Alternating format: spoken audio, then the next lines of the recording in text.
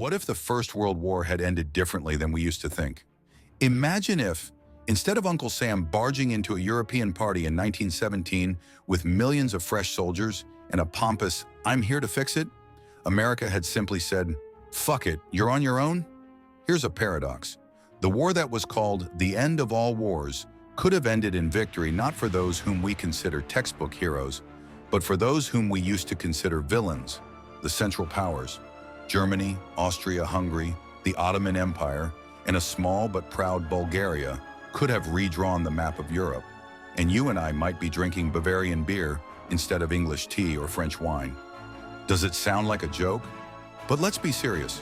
What if Kaiser Wilhelm II had been less impulsive and Woodrow Wilson less idealistic?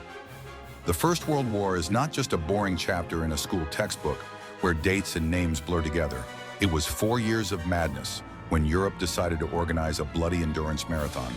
It all started when someone made a very bad joke with a gun in Sarajevo, shooting Franz Ferdinand. And so, 3 years later, in 1917, everyone was fed up.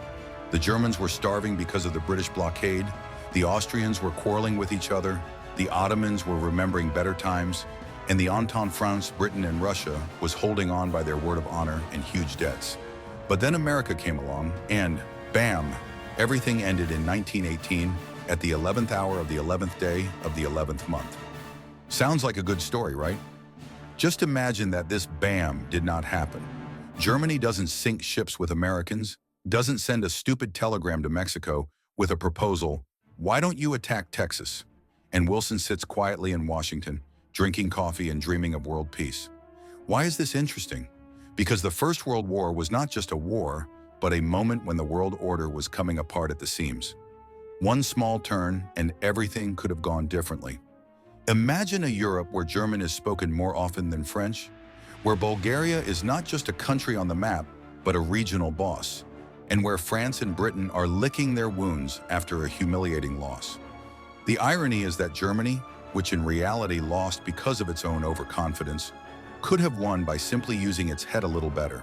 And you and I could live in a world where the Kaiser is not a funny guy with a mustache from old photos, but a symbol of victory. Intrigued? Then pour yourself a coffee or a beer if you're already imagining yourself in an alternative Europe, because what follows is a story that's hard to put down. We're going to play with what if and see how the Central Powers would have reshaped the world if America hadn't been left out. Are you ready? Then let's go. So, back to 1917. Germany decides not to irritate America, no submarines sinking everything, no telegrams to Mexico with proposals that would make even the Mexicans themselves laugh while holding on to their sombreros. Woodrow Wilson, that eternal dreamer with his 14 points, sits in the White House, writing speeches about peace and not getting on the Kaiser's nerves. Meanwhile, in Europe, the war continues, a dirty, exhausting war, but with a new twist. Without American troops, the Entente loses its trump card, and the Central Powers get a chance to seize the initiative. Let's see how it would look like, step by step, with all the details, but without flights to Mars or magic dragons. Everything is plausible, but with a touch of irony, because without it, history is just a list of dates. Let's start with the Balkans, the place where it all started. In reality, Bulgaria was a kind of modest assistant to Germany, but here it is taking center stage. Imagine a country of 4.5 million people mobilizing 1.2 million soldiers.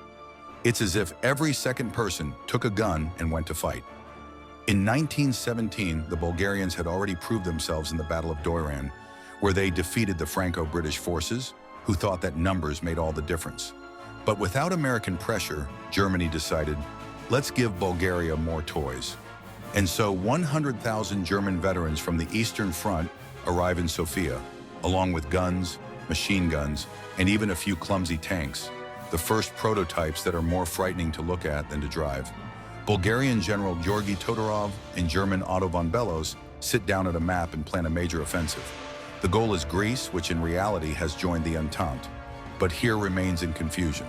The king wants to be friends with Germany, the government wants to be friends with the Entente, and the people just want it all to be over. In the spring of 1918, 300,000 soldiers from the Central Powers marched on Thessaloniki, the Entente's main base in the Balkans. The Serbian army, which has been holding on to heroism and its last bullets for 3 years, tries to fight back, but in vain. The Franco-British positions are strong, but the Italians in the west are a separate comedy.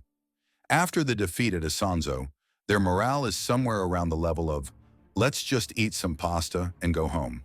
And then there is a breakthrough. The Germans capture Kastoria, the Bulgarians surround Thessaloniki from the north, and the road to Athens is open. Chaos begins in Greece. The supporters of King Constantine, who was in fact expelled, revolt. The Entente surrenders, and by the summer of 1918, Greece signs peace. It gives up its territories to Bulgaria and the Ottomans, demilitarizes, and Constantine returns as a German puppet. Bulgaria is triumphant. Its dream of San Stefan's greatness is realized, and the soldiers return home with trophy British helmets. Germany jokes, now we have olive oil for beer. But behind this is a serious victory that closes the Balkan front. Meanwhile, on the Western Front, trench warfare is hell.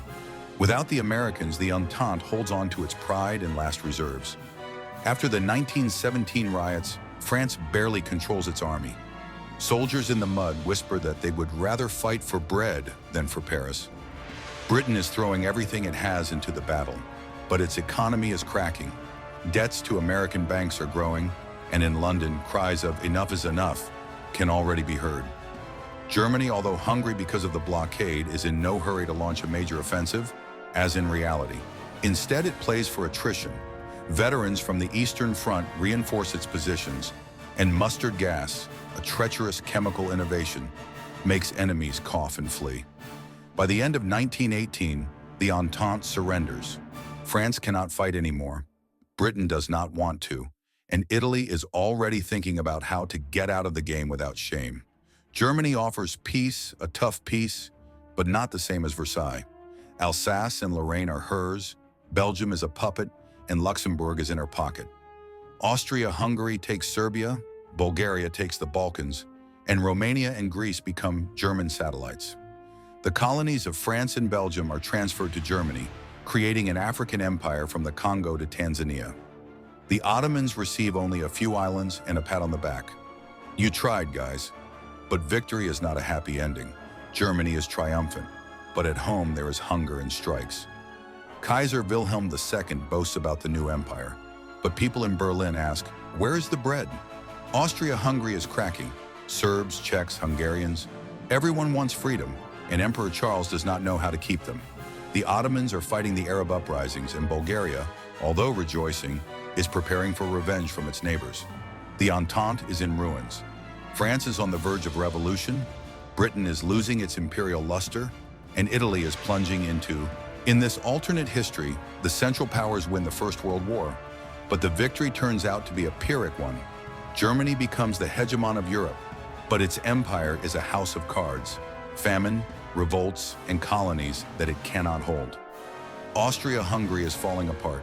The Ottoman Empire is on the decline, and Bulgaria, though triumphant, is surrounded by enemies. The Entente was in complete chaos.